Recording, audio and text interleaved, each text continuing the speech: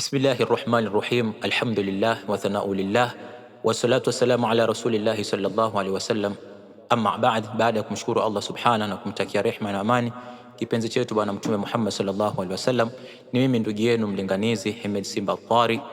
Leo nimekuja katika kukumbushana, sisi tumekuwa ni umma bora kwa sababu kazi yetu sisi ni kuamrishana mema na kukatazana maovu. Na Mola Subhanahu wa Ta'ala katika Al-Qur'anul Karim anasema wadhakkir fa inna dhikra tanfa'ul mu'minin, kumbusha, hakika ukumbusho huenda ukawafaa waumini. Katika aya nyingine Mola Subhanahu wa Ta'ala anasema fadhakkir inna fa'ati dhikra sayadhakkaru man yakhsha. Aya zote hizi ni za kukumbushwa, sio kuelimishana. Kwa hiyo endapo kutakuwa kuna mapungufu katika yale nitakayozungumza, basi mtanirudishia mwenyewe na ni kutokana na uchache wa elimu yangu. Leo tutazungumzia neema za Allah Subhanahu wa Ta'ala. Mola Subhanahu wa Ta'ala anasema katika Al-Qur'anul Karim, mkizihesabu neema zangu hamwezi mkazidhibiti katu, kuonesha kwamba neema za Allah Subhanahu wa Ta'ala ni nyingi mno. Allah na neema nyingi. Tukizitaja neema, wengi wetu tunakumbuka tu neema moja ambayo neema ya mali. Ukisikia neema, watu wanakumbuka, macho yao wanayakodolea katika nini? Pesa. La, hiyo neema ya pesa ni neema, lakini zipo neema nyingi ambazo kwamba mwanadamu yuko nazo lakini hazitambui. Neema ya kwanza, neema ya macho. Mwenyezi Mungu Subhanahu wa Ta'ala ametujalia macho. Kuna wenzako wewe una macho mawili, lakini kuna mwingine ana jicho moja, kuna mwingine ana chongo, mwingine tokea dunia kuumbwa hajapata kuiona. Mwenyezi Mungu ameipamba vipi dunia na ardhi yake? Mimi na wewe tuna neema ya macho kama haya, tunayatumia vipi?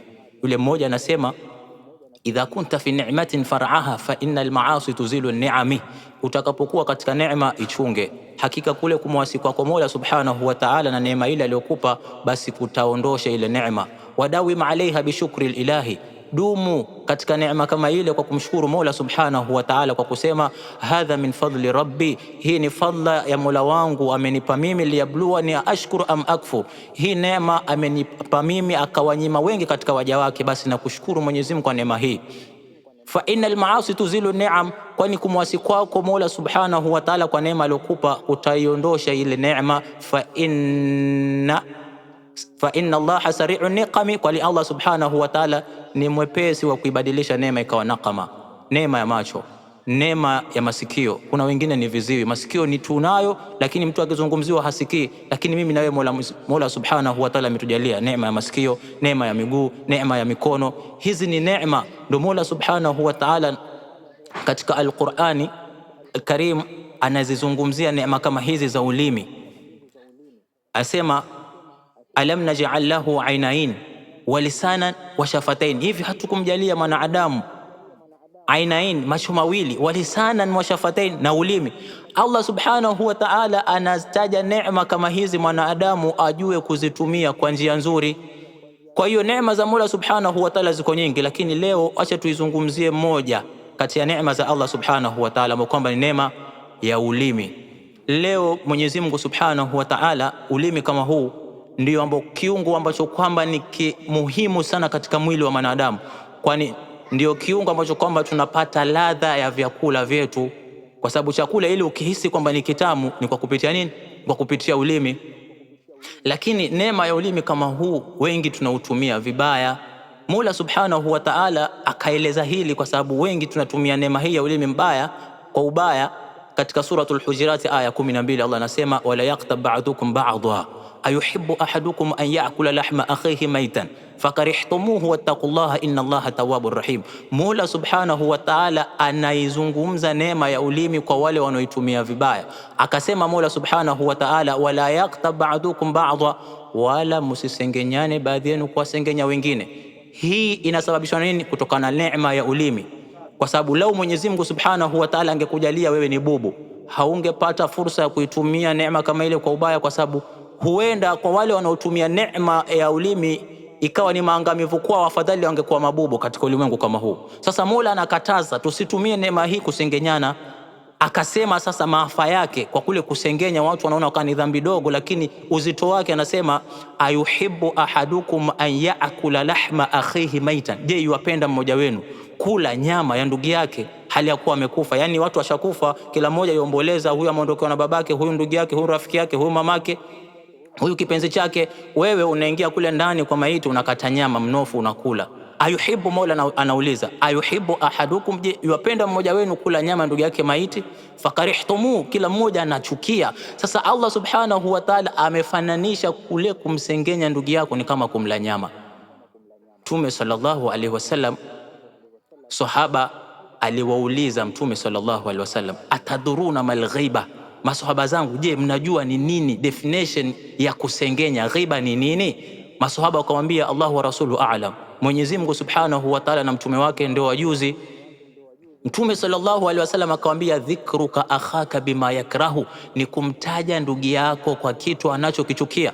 Masahaba wakashangaa wakauliza, ya Rasulullah, mmoja akauliza, afaraita in kana fi akhi ma aqul, ya Rasulullah, ikiwa yale ninayomtaja ndugu yangu anayo kweli, ndugu yangu ni mlevi, namuona kabisa akija mpaka analala kwenye mitaro, ni mlevi, ni kweli ya Rasulullah, wasemaje nikimsema kwa hivyo? Waonaje ya Rasulullah? Ndugu yangu haswali, ni kweli haswali. Ndugu yangu ni mzinifu, ni kweli ya Rasulullah, yuko hivyo. Mtume sallallahu alaihi wasallam akamwambia, in kana fihi ma taqul, ikiwa hicho unachokisema ni kweli anacho, faqad ikhtabtahu, basi huko ndo kumsengenya kwenyewe. Tizama, wa in lam yakun fihi ma taqul, ikiwa hana lile unalolisema, faqad bahata, yani umemzulia, yani umefanya dhambi mbili hapo. Dhambi ya kwanza kwamba ikiwa yuko nalo kweli umemsengenya, alikuwa hayuko. Dhambi ya pili, ikiwa alikuwa hana na ukalisema ile jambo analo na hana, umemzulia urongo. Ni madhambi mara mbili. Mtume anaeleza hivi alikuwa tufanyeje. Mtume sallallahu alaihi wasallam anasema katika hadithi nyingine, anasema, man raa minkum munkara falyughayyirhu biyadihi, yoyote atakayeona jambo ambalo kwamba halipendezi, ni baya, ovu, afanyeje? Alikataze kwa mkono wake. Fa in lam yastati, ikiwa hawezi, basi fabilisani, akataze kwa nini? Kwa ulimi. Fa in lam yastati fabiqalbi, ametoa maelezo mara tatu.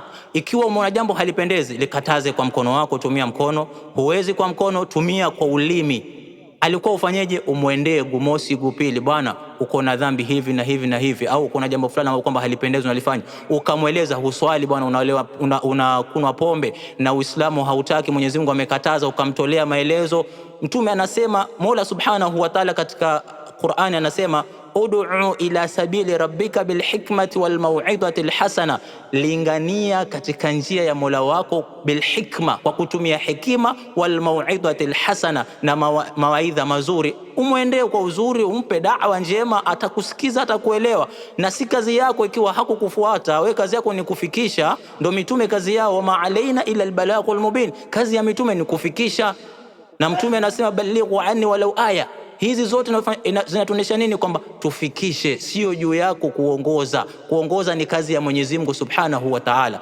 Kwa hiyo kosa umeliona, likataze kwa mkono. Umeshindwa, likataze kwa ulimi wako. Umeshindwa kwa ulimi, basi fabiqalbi, alichukie lile jambo likitendeka, alichukie kwa moyo. Mtume akasema hiyo ndio imani ya chini kabisa.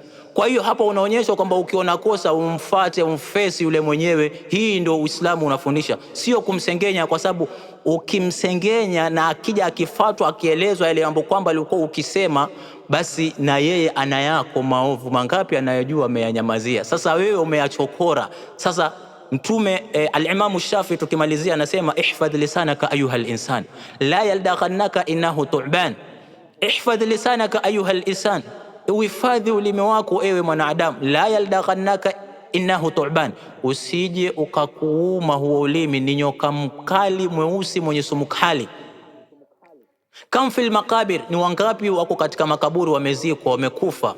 Min qatili lisani, ameuliwa kwa sababu nini? Ya ulimi wake mchafu. Watu wamemtenga, watu wamekuwa mbali naye kwa sababu ya ulimi wake mchafu. Anawasengenya watu wakati yeye ana maovu makubwa kabisa, lakini Mola Subhanahu wa Ta'ala amemstiri na wale watu walimstiri yule mtu. Ndio Imam Shafi katika shairi lingine anasema, wa ainaika in abadat ilayka ma'ayiba liqaumi, na macho yako mawili yakikuonyesha aibu ya mwingine, fasunha, yasute macho yako. Wakuli ya ain, ewe macho yangu, linasi ayun, kuna watu wana macho, kuna watu wana CCTV, wanaona aibu zangu nyingi. Kwa hiyo Uislamu unapaswa, kama ikiwa umeona kosa umuendee mtu ukamuelezee, utumie ulimi wako katika kuzungumza mawaidha mazuri. Kwa hiyo katika kipindi hichi cha mwanzo, kwa vile leo ndo mwanzo tunaanza maudhui yetu haya, hayajaisha hapa, tutaona neema ya ulimi na maafa yake namna gani tuweze kujichunga nayo. Tumombe Mwenyezi Mungu Subhanahu wa Ta'ala atujalie min alladhina yastami'una alqawla fattabi'una ahsana. Na pia vile vile nikiwahimiza ndugu zangu, msikose kuingia katika channel yangu ambayo kwamba inaitwa Hemed Simba Atwari TV. Napatikana YouTube, napatikana Facebook, napatikana Instagram, napatikana TikTok kwa jina la Hemed Simba Atwari. Kwa hiyo nendeni YouTube kwa sana na kwa wingi, mkanisupport, mkasubscribe channel yangu. Inshallah Mwenyezi Mungu atujalie tuwenye kusikia maneno na kuyafuata. Wassalamu alaikum wa rahmatullahi wa barakatuh.